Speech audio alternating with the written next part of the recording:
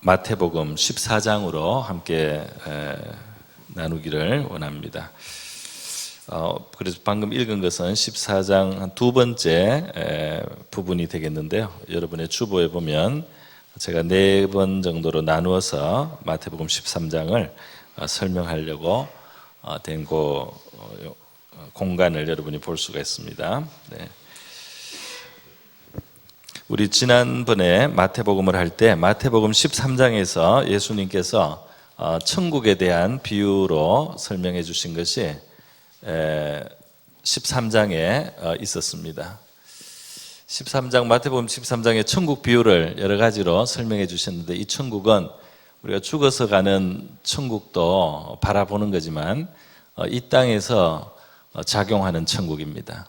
회개하고 하나님과의 관계를 바르게 가진 사람이 이 땅에서부터 경험하는 그 천국이 어떤 원리로 작동하는가 하는 것을 예수님이 여러 가지 비유를 들어서 설명해 줬어요. 예를 들면 씨 뿌리는 비유라든지, 또 무슨 장사가 값진 진주 하나를 사기 위해서 모든 것을 다 팔고 그 진주를 산다든지, 또 그물로 고기를 다 끌어왔는데 그 중에 좋은 것은 담고 또 나쁜 것은 버린다는 여러 가지 그 비유를 말씀해 주셨어요.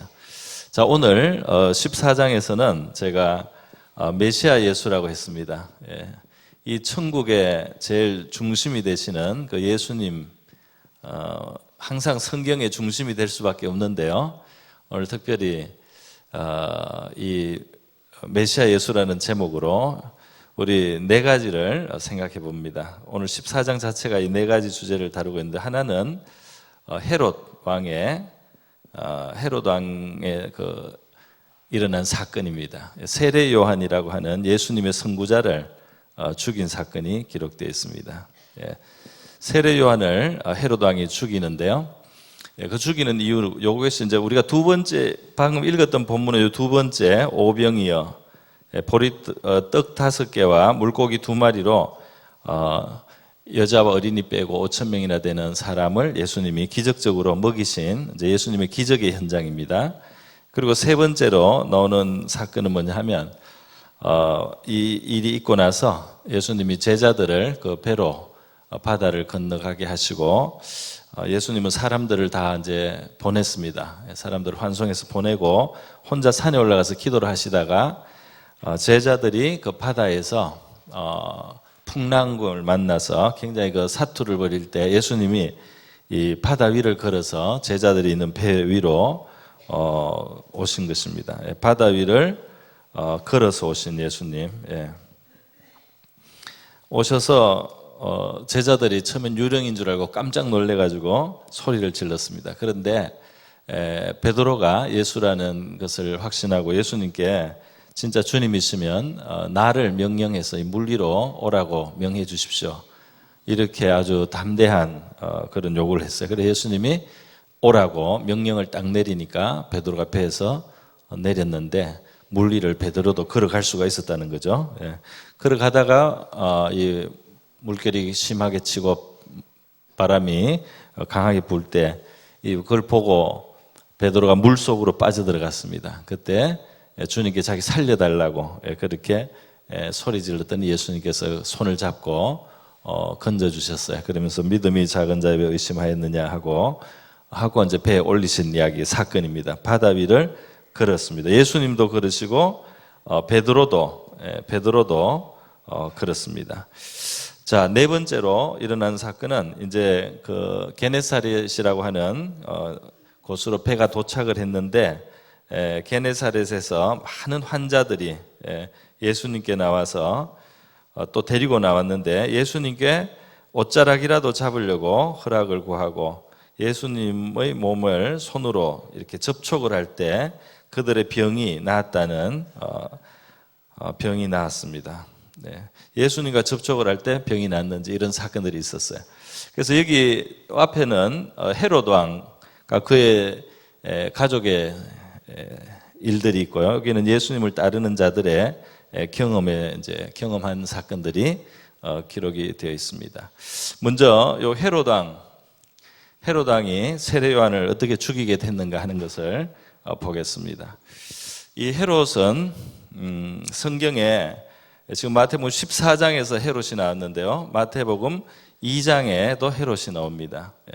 마태복음 2장에 나오는 헤롯은 이 아버지 헤롯입니다. 이 사람은 대왕이라고도 불리는 사람인데요. 예수님이 태어났을 때 베들레헴에 군사들을 보내서 가난 아기들을 죽이지 않습니까? 그리스도를 환영하지 않고 그리스도를 없애서 자기 왕자를 유지하려고 생각했던 어리석은 헤롯 왕이죠. 그 아들이 최소한 한 6명 정도 역사에 나옵니다. 부인도 한 10명 정도 있었다고 해요. 그 아들들 중에 3명을 헤롯이 분봉왕으로 자기 죽으면서 나라를 나누어서 다스리도록 했습니다. 그래서 여기 나오는 이 헤롯 왕은 헤롯 안디바라고 하는 한 아들입니다. 헤롯 안디바라는 한 왕인데 예수님이 있던 갈릴리 지역을 다스리던 그 분봉왕 아들이에요. 그래서 이 헤롯이 어떤 문제가 있었느냐 하면 이 다른 어머니가 여기 지금 부인이 10명 정도 되니까요. 그 중에 다른 이복 형제 빌립이라는 형제가 있는데 이 빌립의 아내가 헤로디아라는 여자가 있습니다. 그런데 이 헤로디아를 이 빌립이 뺏어옵니다. 여자도 뭐 원해서 받겠지만은 이걸 뺏은 셈이에요. 그래서 이 이복 동생의 아내를 자기가 취하면서 자기가 원래 살던 여자하고는 이혼을 했습니다.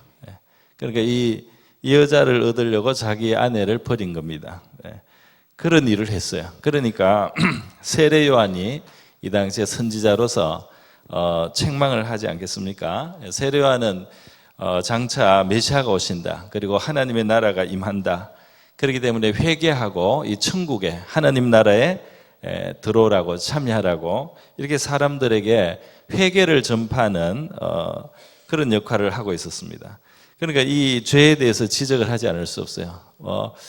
공권력을 남용하는 사람들, 이 세상의 건세를 가지고 착취하거나 다른 사람의 재물을 부당하게 빼앗는 이런 일들을 다 세례요한은 책망을 하고요. 그리고 사람들이 위선적으로 하는 종교인들을 대해서도 책망하고 세례요한은 여러 사람들을 다 책망했습니다. 죄로. 그래서 사람들이 죄에 대해서 깨닫고 하나님 앞에 겸손하게 죄인임을 회개하고 하나님 앞에 바르게 살고자 하나님 앞에 새로운 삶을 살고자 자세를 갖고 또 자기가 이렇게 죄인들을 위해서 앞으로 오시는 그 메시아를 소개해 줄 때 그 메시아를 바로 예수님이 되겠습니다. 그 메시아를 영접하도록 그런 역할을 하는 것이 세례 요한의 메시지였어요. 그래서 세례 요한의 메시지도 예수님과 같습니다. 회개하라, 회개하라, 천국이 가까이 왔느니라. 이게 세례 요한의 메시지라고 우리 마태복음 앞에 보면 나와 있습니다. 자, 그래서요 회개와 천국을 그러니까 세례 요한은 헤롯 왕에게도 회개하라 그랬어요. 그래야지 헤롯 왕도 구원받아야 될 한 영혼이거든요. 그래서 회개하라고 했어요. 그런데 헤롯 왕이 회개하지를 않습니다. 그리고 오히려 이 세례 요한을 잡아 가둔 거죠. 죽이고 싶어 했어요. 그 왕이 그런 소리를 듣고 싶지 않은 거죠. 이 여자도 세례 요한을 미워하는 겁니다. 그런데 이제 어느 날 헤롯 왕의 그 잔칫날, 생일 잔칫날, 이 여자가 데려온 딸이 살로메라는 딸이 있어요. 오늘 마태복음에는 딸이라고만 돼 있는데 이제 그 역사에 보면은 살로메라는 딸이 있습니다. 여기 나이도 별로 많지도 않고 아직 처녀가 덜 된 애인데 얘가 춤을 춰가지고 그 좌중을 기쁘게 했습니다. 그래서 헤롯 왕이 이 마음이 만족스러워서 이 아이에게 원하는 것은 뭐든지 주겠다 구하라고 했어요. 그랬더니 이 어머니가 시키는 말을 듣고 이 애가 말이죠 세례 요한의 머리를 달라는 거예요. 세례 요한의 머리를 쟁반에 담아 달라는 거예요. 그 죽이라는 말이죠. 왕이 사람들 앞에서 한 말이니까 체면 때문에 세례 요한의 목을 감옥에서 자릅니다. 그동안 안 죽인 이유는 사람들이 그래도 다 선지자로 알고 있기 때문에 세례 요한을 사람들에게 그 가슴을 찌르고 이 세례 요한이 회개하라는 말을 들으면 하나님이 느껴진단 말이에요, 사람들이. 그래서 사람들은 세례요한을 선지자로 여기기 때문에 헤로드 왕이 함부로 하지는 못했습니다. 그럼에도 불구하고 이제 이렇게 사람들 앞에서 요구를 자기가 구하는 것을 다 주겠다고 하고 또 그 요구로 세례요한이 머리를 달라고 하니까 체면상 마음이 좀 편치 않지만 세례요한의 목을 자르게 해가지고 준 겁니다. 그래서 세례요한이 죽어버렸어요. 그래서 세례요한은 이미 사실 회개의 말씀을 전해서 이스라엘 백성들을 준비시켰고 또 예수님을 이미 사람들에게 소개한 후였습니다. 그러니까 세례 요한으로서는 자기의 사명을 이미 다한 때예요. 그래서 세례 요한이 이렇게 이제 순교, 자기의 소명대로 사람들에게 죄에 대해서 책망하고 하다가 이제 순교를 세례 요한은 한 것입니다. 이 사건이 기록이 되어 있습니다. 그래서 여기 보면 자, 이 헤로드 왕이나 헤로디아가 지금 하나님의 말씀을 사실은 거부하는 거죠.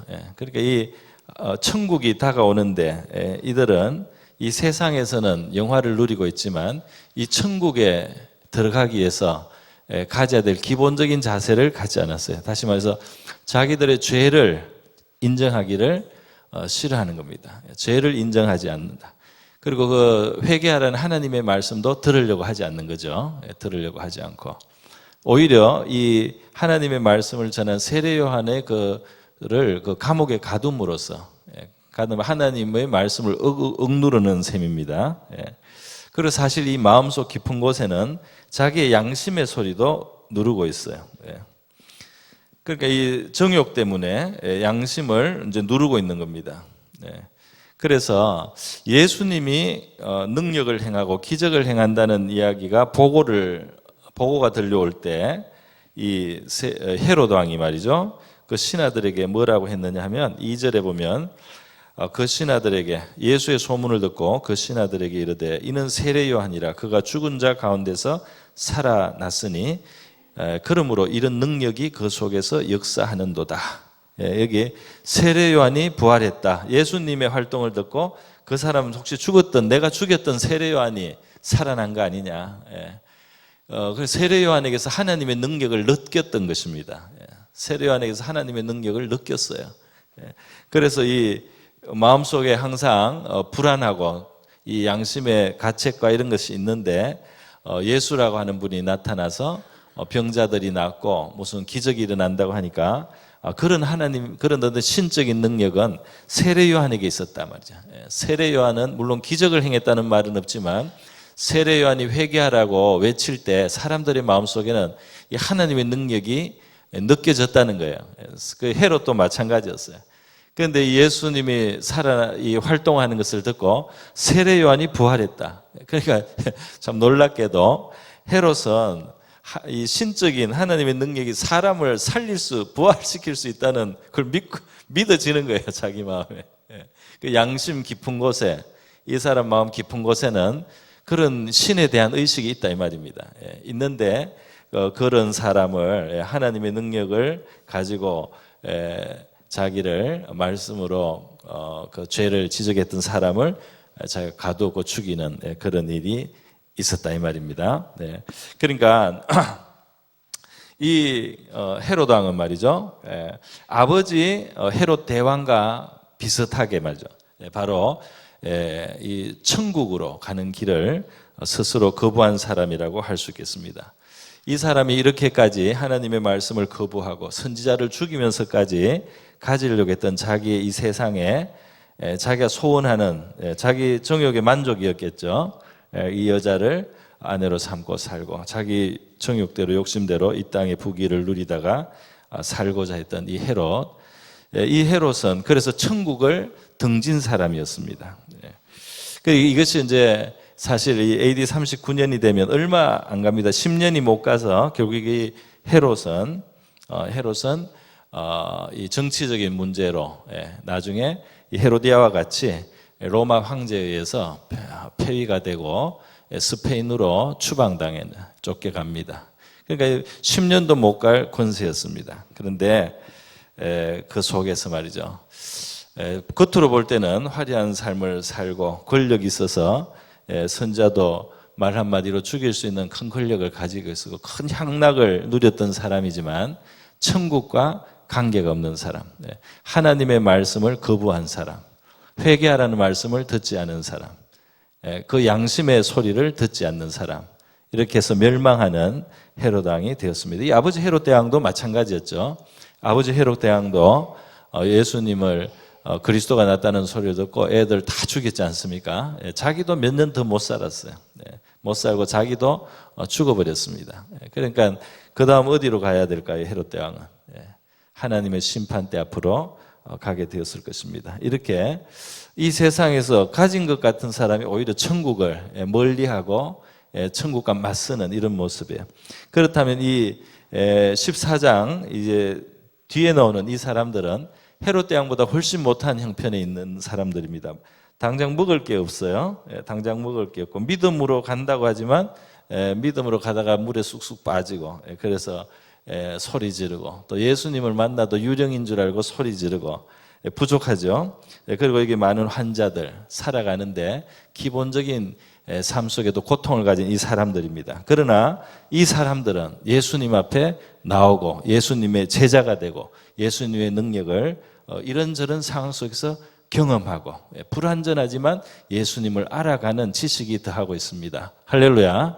이들은 바로 이 천국으로 나온 사람. 이들은 하나님의 말씀을 듣고 회개해야 될 죄인인 것을 인정하고 또 예수님이 메시아이신 것을 받아들이고 자기들의 문제를 가지고 예수님 앞에 나오고 이렇게 나왔던 이 사람들이 무슨 훌륭한 사람들은 아니지만 어쨌든 이 예수님 앞에 나왔다는 이 사실이 이들에게 복이었는 줄 믿습니다.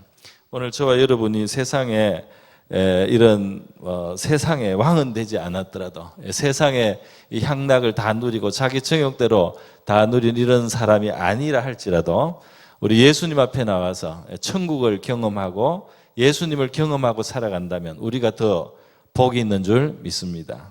뭐 비교할 수도 없겠죠. 자, 이 오병이의 사건은 어떤 사건입니까? 예수님 앞에 나온 사람들이 뭐 병자들도 주로 많이 나왔습니다. 그런데 말씀도 많이 듣고요. 그렇게 했는데 저녁이 됐는데 먹을 게 없는 거죠. 그래서 예수님께서 이 제자들은 생각을 해보니까 사람들 그냥 보내서 가다가 알아서 먹게 했으면 좋겠는데 예수님께서는 긍휼이 많으세요. 예수님은 불쌍히 여기시는 마음이 있습니다. 그래서 자기에게 나온 자들을 불쌍히 여겨주십니다. 오늘 저와 여러분이 주님 앞에 나왔을 때 우리의 삶이 어떤 처지에 있든지 우리 주님께서 자기를 찾는 자들을 긍휼히 여기시는 이심을 우리가 기억할 수 있기를 바랍니다. 그래 불쌍히 여기셨어요. 병자들을 고쳐주시면서 저녁에 먹을 것을 주라고 제자들에게 말했는데 제자들은 줄 게 없어요. 보리떡 5개, 물고기 2마리밖에 없다는 거죠. 그런데 그것이라도 예수님 앞에 드리니까 예수님이 하늘을 우러러 축사하시고 이걸 이제 나눠주게 했는데 기적이 일어나는 겁니다. 계속해서 떡과 생선이 계속 주어지는 거예요. 그래서 여자와 아이들 외에 남자 성인만 보통 개수를 했는데 그 성인이 5,000명이니까 사실 5,000명이 먹은 것이 아니고 동수 이상의 또 여자들 또 어린이들까지 하면 이게 10,000명도 넘는 거겠죠. 그런 많은 사람들이 배불리 먹었습니다. 먹고 다 배불리 먹고 남은 조각을 12바구니 차게 거두었다. 20절에 12바구니가 찼다 말이죠. 넘쳤다는 겁니다. 참 대단한 기적이죠. 그런데 가만히 생각해 보면 한 끼 식사잖아요. 뭐 대단한 기적이긴 기적인데 가만히 생각해 보면 한 끼 식사. 그거 한 끼 해결한 게 뭐 대단한 겁니까? 또 어떻게 보면 그 한 끼 뭐 굶으려고 하다가 한 끼를 주님이 만들어 주신 겁니다. 기적적으로. 뭐 왕이 잔치를 베풀 때 춤추게 하고 뭐 음악들 부르고 뭐 산의 진미를 다 여기서는 잔치에서 먹지 않았습니까? 여기에 비교하면 아무것도 아니죠. 보리떡이 그것도 떡이 그냥 떡에다가 그리고 물고기 2마리니까 뭐 대단한 그런 게 아니지 않습니까? 그럼에도 불구하고 여러분 이들이 먹은 이 보리떡 5개 물고기 2마리가 주님의 손으로 자기들에게 긍휼과 기적의 능력으로 역사해서 이 한 끼가 식사가 해결될 때 주님의 손이 거기에 있었습니다. 할렐루야. 저와 여러분이 경험하는 것이 대단한 것이 아니어도 그 한 끼의 식사라 할지라도 그 속에 주님의 도우심으로 저와 여러분이 한 끼 양식을 먹을 때 우리가 복이 있는 사람인 줄 믿습니다.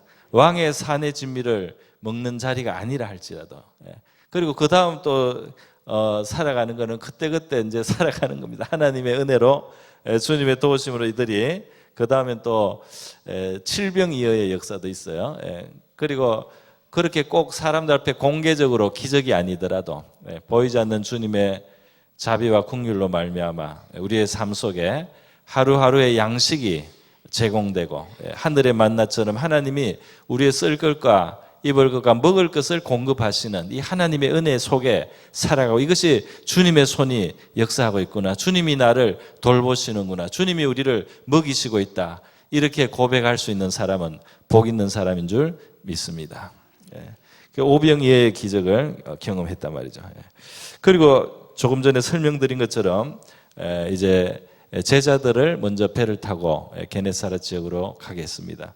이 갈릴리 호수가 이게 이제 지중해면 여기가 이스라엘 나라입니다. 이스라엘 나라의 북쪽에 갈릴리 호수가 있고요. 여기 요단강이 내려와서 밑에 사해 또 바다가 있어요.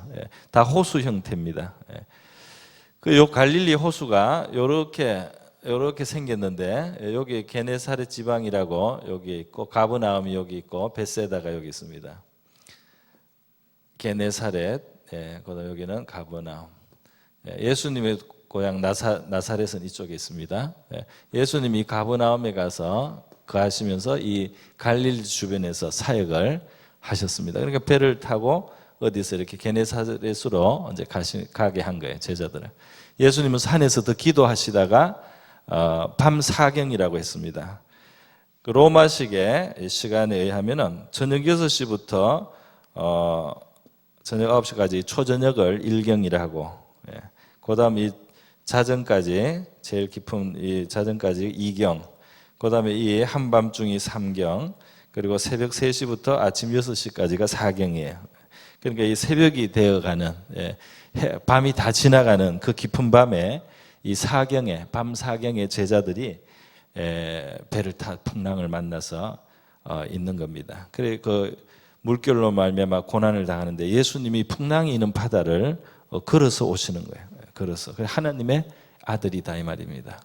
이 자연의 세계를 지배하고 다스리시는 분이다 이 말이에요. 나중에 바다를 또 잔잔하게도 하시지만은 예수님이 이 피조물 위에 자기의 지은 세계 위에 서시는 바로 창조주십니다. 그래서 이렇게 바다 위를 걸어서 제자들에게 오는데 예수님이 다가오는 것을 보고 제자들이 깜짝 놀라서 소리를 질렀다 그랬어요. 사람 형체를 보니까 유령인 줄 알았다고 돼 있죠. 유령인 줄 알았다. 그래서 소리를 지르고 무서워했을 때 예수님께서 안심하라, 나니 두려워하지 말라 이렇게 말씀했습니다.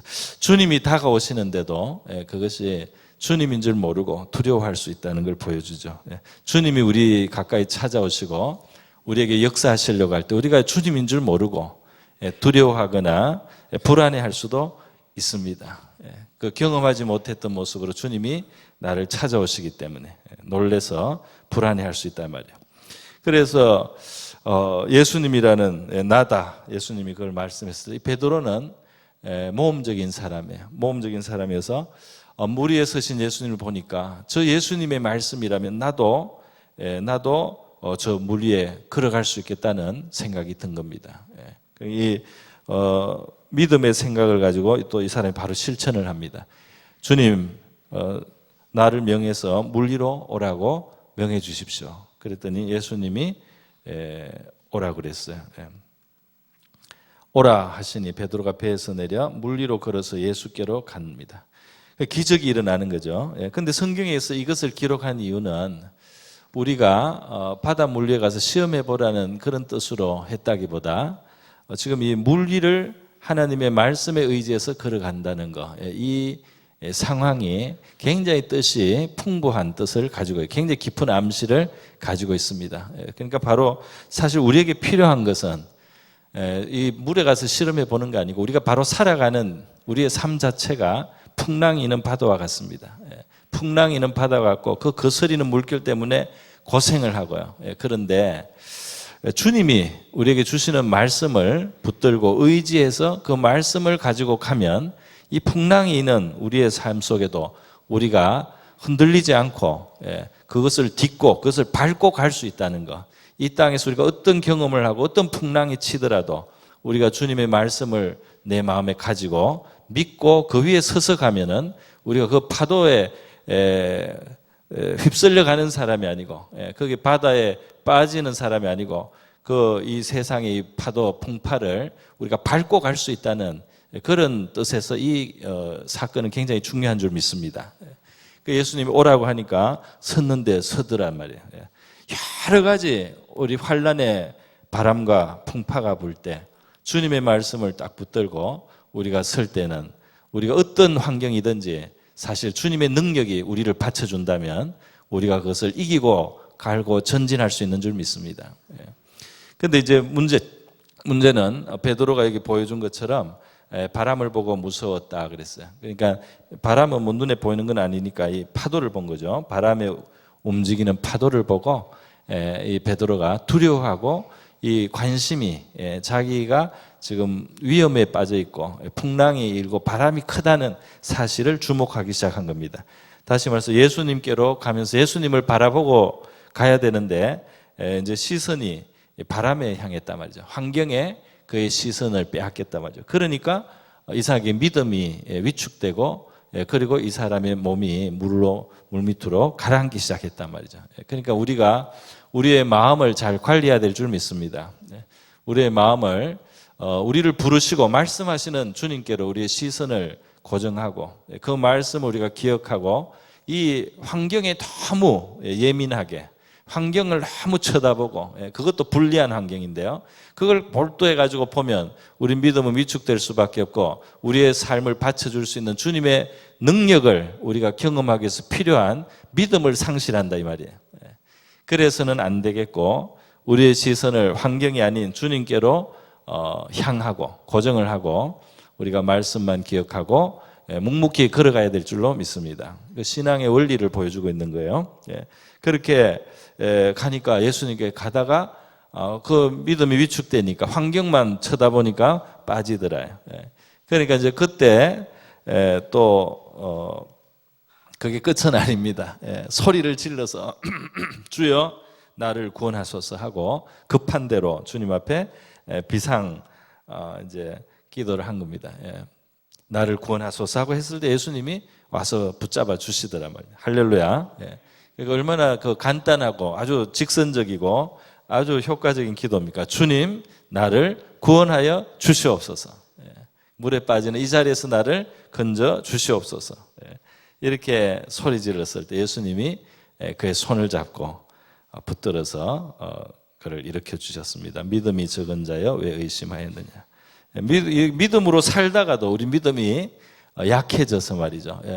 많은 풍파가 있는데도 그 풍파를 쫙 이기고 그 풍파에도 불구하고 묵묵히 걸어가고 승리하고 평안을 잃지 않고 주님의 뜻을 이루고 주님을 향해서 더 가까이 나가는 이러한 삶을 살다가도 여기 잘 살다가도 시선이 이 세상 환경 풍파에 우리 이 시선이 다시 향하고 주님으로부터 우리 시선이 돌아가면 우리가 물에 빠질 수 있단 말이죠. 이 환경에 음몰될 수가 있다는 것을 보여줍니다.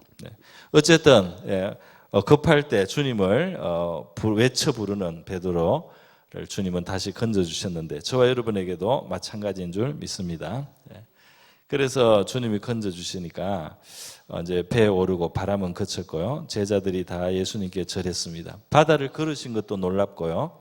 그리고 사람을 명해서 믿음을 가지고 그 말씀을 받는 사람도 그 풍랑을 밟고 갈 수 있게 만들어 주시는 그분을 보고 놀랐습니다. 진실로 하나님의 아들이라고 예수님께 절했다고 했습니다. 자, 이런 경험들이에요. 그러니까 이 사람들은 궁궐에서 평안하게 잔치나 하고 쾌락을 즐기는 삶이 아니고 주님과 함께하면서 배를 타고 풍랑을 만나고 고생을 하고 주님이 오시는데 주님 줄 몰라서 소리 지르고 또 믿음을 가지고 바다에도 한번 걸어보고 그러다가 또 믿음이 약해져서 물에도 빠지고 또 그래서 주님께 구해서 주님이 건져주시고 이렇게 살아가는 이거 말이죠. 이 헤롯의 궁전에서 평안히 잔치하면서 사는 것보다 나은 삶입니까? 사람이 보기에 따라서는 그래 이거보다 이거 못한 거지 이게 뭐야 고생만 실컷 하고 그 물에 잠깐 걸었다는 게 뭐야 아무것도 아니지 이렇게 말할 수 있을지 모르겠어요. 그러나 여러분 여기에는 영원한 소망도 없고 구원도 없습니다. 이 삶은 결국 이 땅에서 정욕대로 살고 누리다가 멸망하는 심판으로 가는 불행한 삶이에요.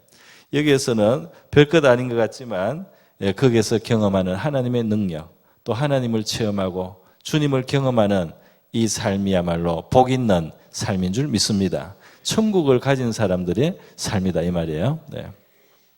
자 마지막으로 게네사렛 갔더니 많은 사람들이 예수 오셨다고 말하고 사람들이 병든 자를 데려와서 예수님의 옷자락이라도 손을 대게 하시기를 간구하고 손을 대는 자는 다 나음을 입었다. 그러니까 예수님 앞에 많은 환자들이 왔는데 예수님을 접촉함으로 여기 특별히 강조된 것은 예수님께 손을 닿음으로 나음을 입었다는 겁니다. 할렐루야.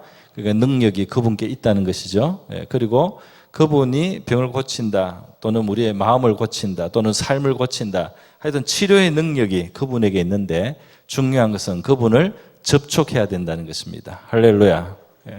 그분을 구경해서도 안 되고 그분에 대해서 그냥 막연하게 생각만 해서도 안 되고 그분에게 접촉해야 된다 말이야. 우리는 접촉하는 방법은 우리가 주님 앞에 진심으로 우리의 정직한 마음으로 주님 앞에 기도하고 나가는 것인 줄 믿습니다. 그렇게 주님 앞에 나가서 주님과 닿으려고 하는 우리의 그런 간절한 소원과 기도가 주님과 통할 때 우리가 오늘날도 주님과 접촉하는 일이 일어날 줄 믿습니다.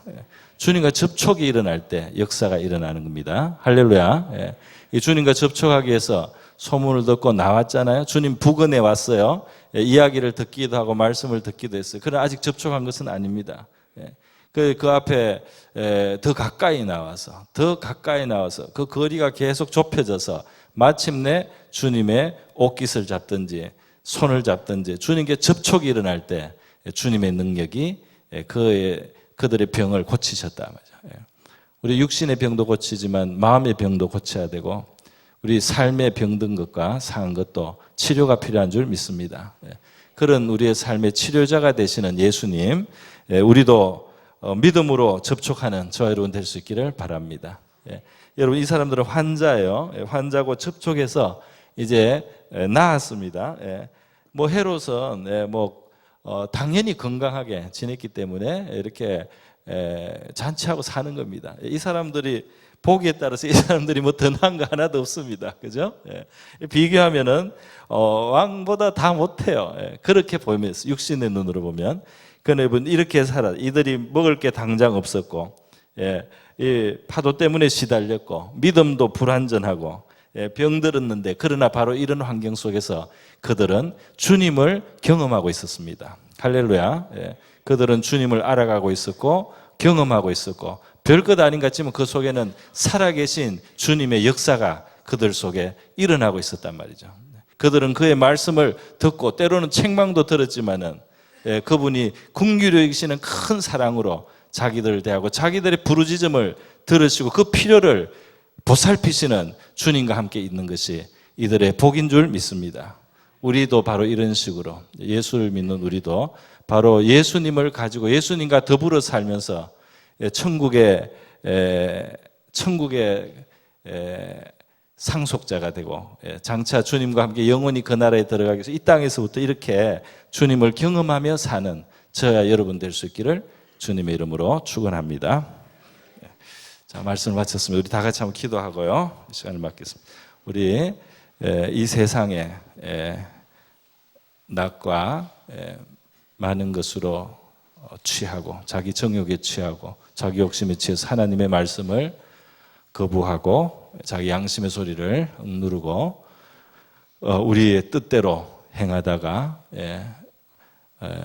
하나님과 멀어지는 자 되지 않게 해주시고, 우리의 어려운 자리, 또 우리의 불완전한 또 시련의 자리, 우리의 병든 자리에서 오히려 주님을 더 경험하고 체험하고 살아가는 우리가 되게 하여 주시옵소서. 주님과 함께 살아가는 주님의 제자가 되고 천국의 상속자, 천국이 너의 것이다. 회개하라, 천국이 너의 것이다. 천국이 가까웠다는 이 천국 복음에 우리 응하는 우리 모두가 될 수 있게 해달라고 다 같이 한번 기도하겠습니다. 기도합니다. 하나님 아버지, 오늘 이 시간 마태복음 14장의 말씀을 통하여서 우리 하나님의 복음으로 천국 복음을 듣고 예수 앞에 나오고 예수님과 함께하는 아버지, 그러한 하나님의 사람들과 또 그것을 거절하고 거역하며 거스리는 헤롯 왕의 모습을 우리가 보았습니다. 주님, 이 땅의 것으로 비하면 헤롯 왕의 것이 재물로나 권세로나 그 무엇으로도 비교할 수 없겠지만, 주님, 거기에는 하나님의 말씀을 등지고 귀를 막고 자기의 욕심과 정욕을 위해서 하나님 앞에 멀어져 있는, 하나님의 심판으로 나가는 불행한 영혼이 있을 뿐입니다. 주님, 우리 아무도 그러한 아버지 헤롯 왕의 자리에 서는 자가 없게 하여 주시옵소서.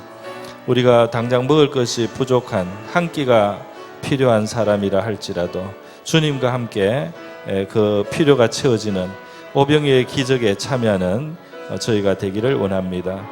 우리가 주님의 명령을 받고 가다가 풍랑을 만나는 사람이라 할지라도, 왕궁의 평안한 삶이 아니라 할지라도 주님을 만나고 주님의 능력을 경험하고 그 말씀의 능력을 경험하는 우리가 될 수 있기를 원합니다.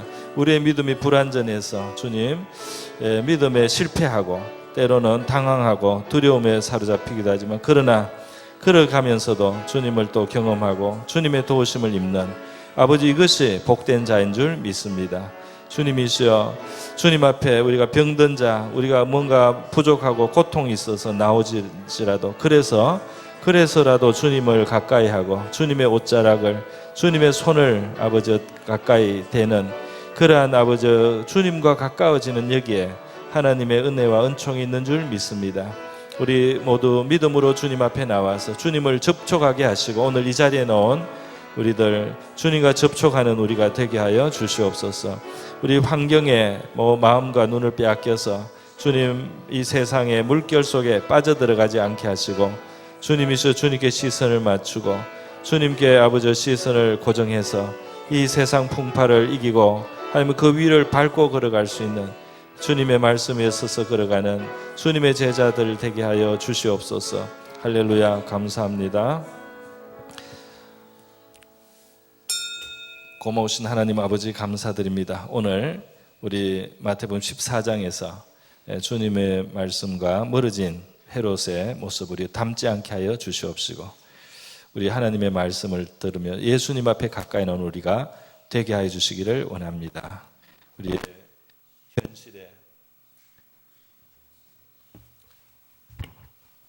우리 현실의 많은 부족함 속에서 또 질병이나 또 풍파 속에서 우리가 경험한다 할지라도 우리 주님을 경험하며 살아가는 것이 우리의 참된 복인 줄 믿습니다. 이 땅에서부터 우리 주님을 경험하고 천국의 제자로 그렇게 경험하며 훈련받으며 살아가는 것이 참된 복인 줄 믿사오니, 이 복된 길에서 떠나지 않는 저 우리 모든 성도들 되게 하여 주시옵소서. 고마우신 예수님의 귀하신 이름으로 기도드립니다.